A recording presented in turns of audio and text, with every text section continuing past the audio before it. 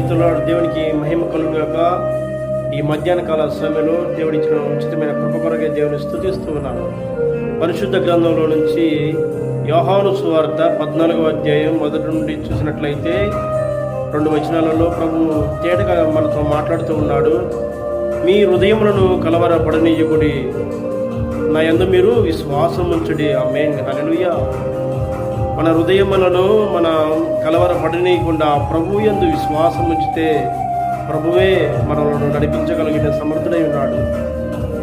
ఈ లోకమునకు కానీ అపవాదికి కానీ సాతానుకి మనము దాసోహము అయితే మన భక్తిని మనం కొనసాగించలేము. మన వాక్యం వినుడు కాదు, కానీ వాక్యానుసారంగా జీవించడే ప్రాముఖ్యం. ఈ తరంలో ప్రభు రాకడ దినములలో మనం కఠినమైన ఆత్మీయ జీవితం జీవించబడిన వారిగా ఉన్నాం. మనం ప్రభువును ఒక్కరినే మనం మాదిరిగా తీసుకుంటే అది సంపూర్ణంగా మనం చేయగలుగుతాం. ఈ తరంలో ఇప్పుడు మనం ఆ రూపాంతరం రాగలుగుతాం అంటే ప్రభువునే మనం మాదిరిగా, ప్రభువునే మనకు నాయకుడిగా మనం తీసుకుంటే మనం రాగలుగుతాం. నా భక్తి దేవుని స్వరూపంలోకి మనం మార్చబడాలా. అప్పుడే ఆయన చిత్తం చేయగలుగుతాం.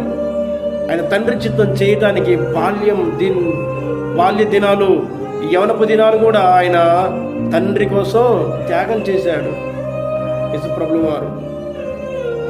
మరి నా జీవితాలు ప్రభువుకు త్యాగం చేయొద్దా? ప్రభు రాకడ దినంలో మనం ఉన్నాం. రాజ్యముల మీద రాజ్యములు, దేశముల మీద దేశములు విచ్చలవిడిగా యుద్ధములు జరుగుతూ ఉన్నప్పటికీ విశేషమైన కృపతో నిన్ను భద్రపరుస్తున్నాడు దేవుడు. మరి నా జీవితంలో ఏ విధముగా మనం దేవునికి నమ్మకంగా ఉంచుకోవాలి ఒకసారి జ్ఞాపకం చేసుకుందాం.